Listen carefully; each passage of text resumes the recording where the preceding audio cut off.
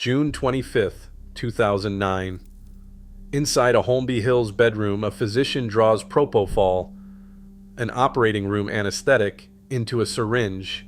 There is no pulse oximeter, no capnograph, no crash cart. Hours later, Michael Jackson is pronounced dead. The autopsy would document 6 drugs in his system and rule the manner of death a homicide. But what that report really said about the decisions made inside that room is where this story begins. Behind the closed doors of a rented mansion in Holmby Hills, Michael Jackson lay awake in his private bedroom. Insomnia had become a nightly adversary, one that regular sleep aids no longer touched. Dr. Conrad Murray, hired as Jackson's personal physician, entered the room carrying a vial of propofol, a drug designed for operating rooms, not homes. According to Murray's later testimony, he drew up a 25 milligram dose, just enough, he claimed, to coax Jackson toward rest. The drug was injected intravenously, bypassing the body's natural defenses and delivering a powerful sedative effect within seconds. This was not an isolated event. For more than 6 weeks, Murray had been administering propofol to Jackson as a sleep remedy, gradually reducing the nightly dose from 50 milligrams to what he described as a lower, supposedly safer amount. Yet the setting remained unchanged. No heart monitor, no capnograph to track breathing, no crash cart or trained staff to intervene if something went wrong. The only equipment in the room was a makeshift intravenous line, a saline bag, and a handful of syringes.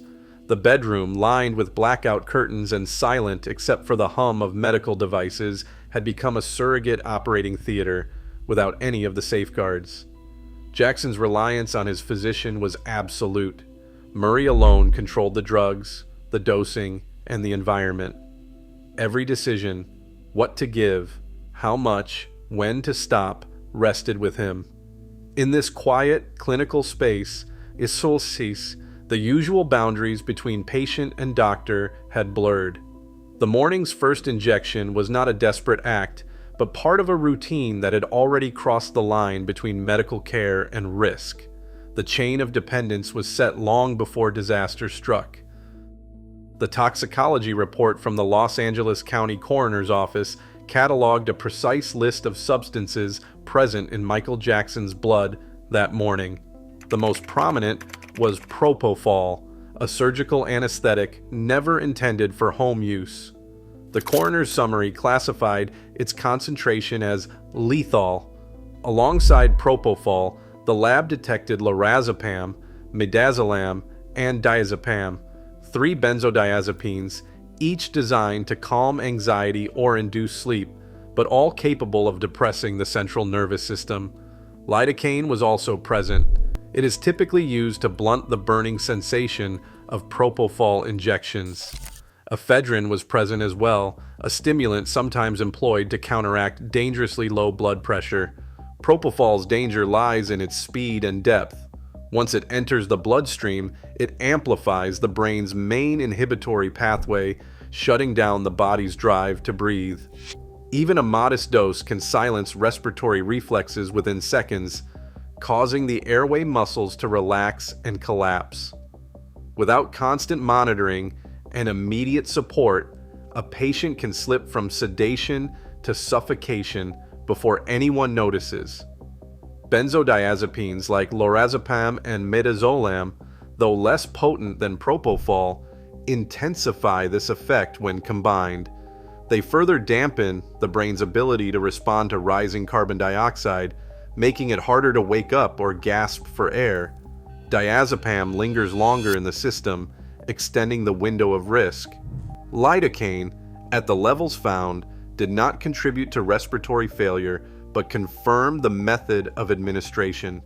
Ephedrine's presence suggested an attempt to counteract falling blood pressure, but it could not restore breathing once the central drive had been suppressed. The coroner's report left no ambiguity. Propofol and lorazepam together created a pharmacological trap. The combination overwhelmed Jackson's ability to breathe or awaken, turning a bedroom into a place where the ordinary rules of survival no longer applied. The evidence was not speculative. It was written in numbers, drug names, and the chemistry of the blood itself. At 12:12 p.m. on June 25, 2009, Dr. Conrad Murray placed a phone call not to emergency services, but to Michael Jackson's personal assistant. He reported that Jackson was having a bad reaction and was not breathing well. No 911 call was made for another 9 minutes. When the call finally went through at 12:21 p.m., the message was urgent. A man was unresponsive and not breathing. The Los Angeles Fire Department logged the emergency and dispatched Ambulance 71 to the North Carrollwood Drive residence. Paramedics arrived at 12:26 p.m. Inside the master bedroom, they found Jackson cyanotic, pulseless, and unresponsive. Advanced cardiac life support began immediately. There was no evidence of a functional heart rhythm. The crew used bag mask ventilation to deliver oxygen, but there was no pulse oximeter, no capnography, and no airway adjuncts beyond basic equipment. Dr. Murray was present, performing chest compressions, but the environment lacked the tools of a clinical resuscitation. Despite ongoing efforts, there was no return of spontaneous circulation. The decision was made to transport Jackson to Ronald Reagan UCLA Medical Center. The ambulance departed the mansion, continuing resuscitation en route. During the ride, at 1:08 p.m., Murray used his phone to place a personal call unrelated to the emergency, a detail later scrutinized in court. Jackson arrived at the UCLA emergency room around 1:45 p.m. Emergency physicians noted profound hypoxia and absent respirations. They intubated and administered additional medications, but the clinical picture did not change. At 2:26 p.m., after exhaustive attempts, Michael Jackson was pronounced dead.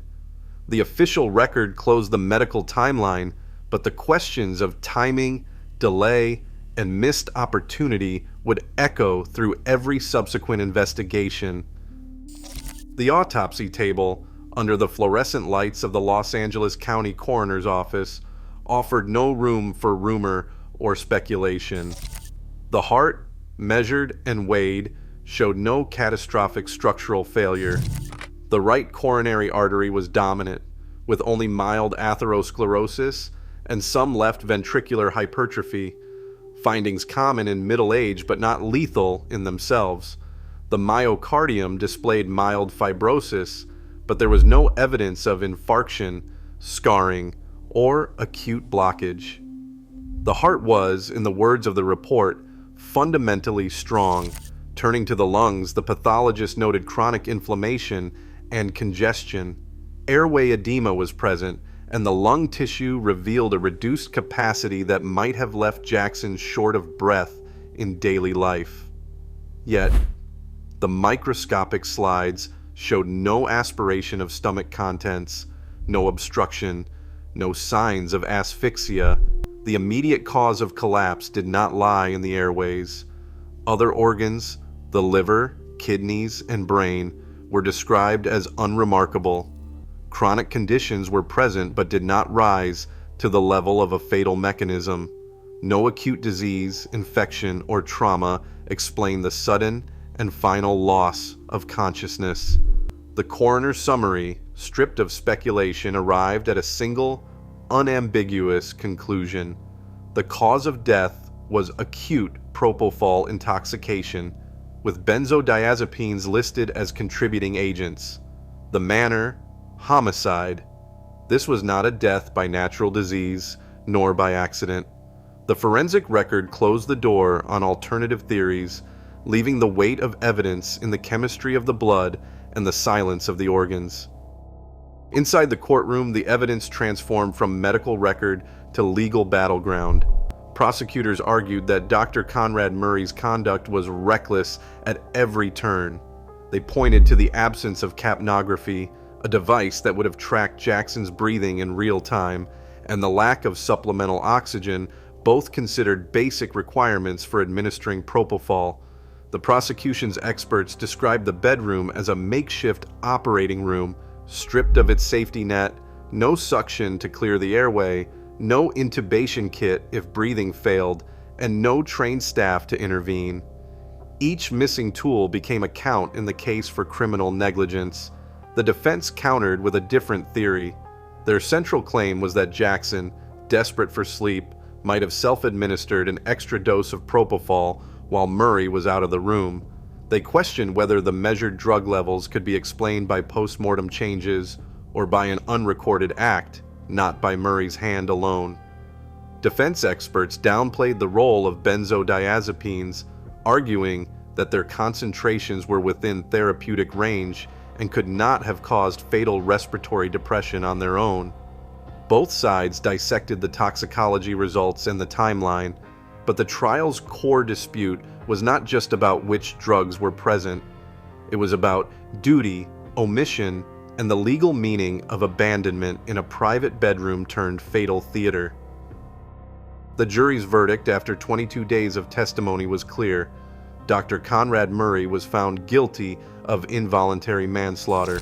The court imposed the maximum 4-year sentence, underscoring that this was not a tragic mistake, but a criminal breach of duty.